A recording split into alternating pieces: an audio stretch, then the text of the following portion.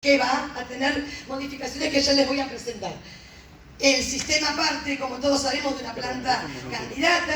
Nuestro sistema establece que las plantas, para ser las plantas madres originales y las de reserva, tienen que ser obtenidas por microinjerto de ápices caulinares, con termoterapia, y después de una serie de comprobaciones sanitarias, ya integra la planta madre original, que da origen a todas las yemas del sistema.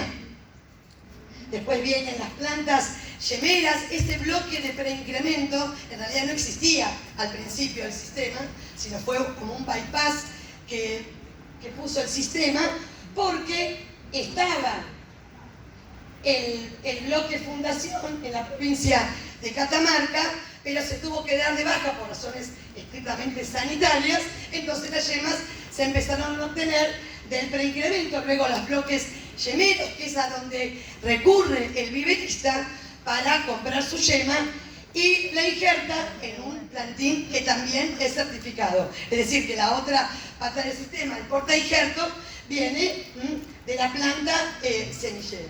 Este es el actual sistema de certificación, que va a sufrir algunas modificaciones. Y voy a dar un poquito de algunas estadísticas o algunos números para conocer cómo estamos en este momento en la Argentina. Bueno, saben que tenemos 2 CIS o Centros de Introducción y Saneamiento. El primero de ellos fue en INTA Concordia. Bueno, yo tuve el honor y el placer de habilitar los 2 centros de saneamiento. En el 2003, que estaba Marínez Planta y Norma Costa, y en el 2004 habilité el Centro de Saneamiento de Obispo Colombres. Entonces tenemos 2 CIS, Centro de Introducción y Saneamiento, uno más para la zona del NEA y otro para la zona del NOA. De todas formas, el material puede circular libremente por el país. Entre esos 2 centros de saneamiento tenemos 108 plantas madres originales, 48 en Obispo Colombres y 60 en INTA Concordia. Plantas de bloques de preincremento, hay 5 en este momento en todo el país. Uno en INTA Concordia, otro en Obispo Colombres, otro en INTA Bellavista, otro en INTA San Pedro, de donde yo procedo, y uno en la empresa privada Ledesma en Jujuy. Esto es muy importante porque permite la multiplicación del material que después llega a los viveristas. Es decir, pero igual tenemos pocos, pero es lógico que esa categoría no haya muchas empresas. En total, la Argentina en este momento tiene 327 viveros cítricos de todas las categorías. Y después vamos a ver una diapositiva por provincia. Ahora, cuando pasamos a hablar del bloque yemero, que es ese lugar a donde el viverista va a comprar o a producir su propia yema, ya estamos hablando de 96 firmas. Es decir, prácticamente el 30% de los viveros hoy tienen su bloque yemero. Y esto fue algo que desde el Comité Cítrico, desde hace más de 15 años, 20 años, venimos viendo que no solamente sea INTA Concordia o Obispo Colombres en su momento que tengan los bloques yemeros, porque siempre nos pasaba que no había yemas suficientes. Entonces tener en la tercera parte de los viveros que tengan bloques yemeros nos permite tener suficiente cantidad de material. Con respecto a plantas semilleras, el 10% de los viveros de la Argentina tienen sus propias plantas semilleras. Estamos hablando de 775 plantas semilleras de 13 especies y unas 20 variedades. Las que más predominan son Citranch y Trifolia Concordia. Y respecto a las especies y variedades de plantas yemeras para la copa, entre los dos centros de saneamiento existen 22 especies y 78 variedades. Claro, el colega de España habló de lo que estaban haciendo en España. Cuando uno va a congresos en otros lugares, ven, por ejemplo, me acuerdo una presentación, no me acuerdo si era Glirora o qué empresa de España, habían presentado que tenían 1200 variedades de cítricos, obviamente todas bajo sistemas de derecho de obtentor. La Argentina es un país confiable, a veces hay determinados comentarios, pero la Argentina es confiable para que los obtentores vengan a la Argentina, inviertan, porque tenemos sistemas de trazabilidad de la cadena citrícola que permite garantizar desde el INASE el respeto a la propiedad intelectual. Hablaban de distintas metodologías de obtención. La Argentina también es líder en edición génica. ¿Por qué no empezar a trabajar con eso? Organismos nacionales y organismos privados en obtención de variedades con edición génica, porque primero que todos sabemos que para la Secretaría de Agricultura de la Nación la biotecnología es política de Estado, pero con edición génica la Argentina sostiene, no son organismos transgénicos, o sea, Argentina defiende esa posición. Entonces, y la Argentina defiende que no va a haber la famosa tercer lista de si una variedad es obtenida por edición génica va a estar mencionada en el INASE, editada genéticamente. No va a figurar eso. Va a ser una variedad convencional. Entonces, ¿por qué no explorar eso y aumentar la diversidad varietal? Bien, la resolución que dio origen al sistema de certificación es del año 98, lleva el número 149 y recibe el nombre de las normas para la producción, comercialización e introducción de plantas cítricas de vivero, y hicimos esa especie de recorrido histórico porque tuvimos que ir adaptándonos a aparición de nuevas enfermedades, nuevos problemas, demandas de los productores. La verdad que el INASE junto con el Comité de Viveros ha caminado de la mano de los viveristas, los productores, hemos, digamos, modificado muchas cosas y rápidamente la primera modificación fue en el año 2004 porque el sistema pretendía que en el 2004 podamos ya alcanzar la certificación total, que no fue posible porque no había material suficiente. Entonces se prorrogó la vigencia al 2005.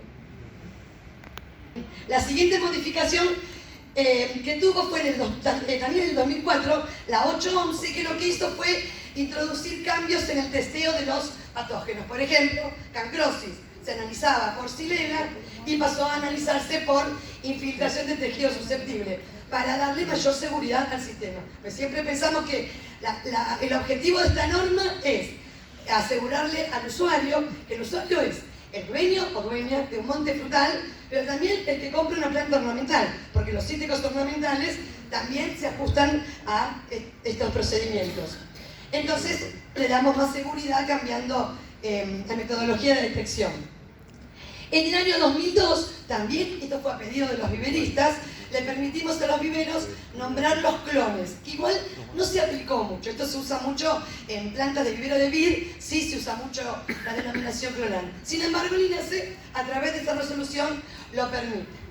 Bueno, año 82, 2013, ya teníamos un año de que había ingresado por primera vez la primera muestra de HLB en el país, en la provincia de Misiones, pero ya habían pasado 3 años de la creación del excelente programa que creó la Argentina, esta gloria que tuvimos en la redacción del programa, el Programa Nacional de Prevención de HLB, que es un ejemplo de articulación público-privada, y creo que todos podemos decir que es un programa sumamente exitoso. Bueno, a raíz de la introducción, la aparición de las primeras plantas con HLB en Misiones, el INASE decide establecer la resolución 82, a través de la cual para nosotros autorizar a que un vivero pueda vender material, teníamos que llamar al SENASA. Entonces implementamos las inspecciones conjuntas. ¿Para qué? Para que mientras que el inspector o inspectora del INASE controlaba los materiales, la cantidad, etc., el inspector del SENASA verificaba que el invernadero estuviera bien sellado, que no hubiera fugas, es decir, que no hubiera riesgo de la presencia de HLB. Bueno, el mismo año apareció otra resolución, la 275, y ahí incorporamos el preincremento que yo les mostré antes, que en realidad existía, pero no estaba normado. Ustedes saben que los organismos de control tenemos que tener todo normado. Entonces aparece el bloque de preincremento y ya se prohíbe por resolución de extraer yemas del monte Fundación, que estaba al aire libre por lógicas razones sanitarias. En la resolución 302, ahora fíjense cómo yo voy cambiando de resolución en resolución, y el objetivo del primer comité donde estaba Catalina era que cuando un viverista quería producir material cítrico, vaya al INASE o al SENASA y se lleve un librito, un solo documento con todo lo que tenía que producir. Imagínense ya para el 2014 todo lo que tenía que consultar de información adicional. Bueno, en la 302 establecemos, le dimos mayor longevidad a los bloques yemeros. Al bloque yemero se le dio 4 años, antes tenía 3, y al de preincremento se le dio 5. Esto era para abastecer en cantidad suficiente a los viveros. Pero además también ahí derogamos el código de colores, que era la verdad muy engorroso para los viveristas.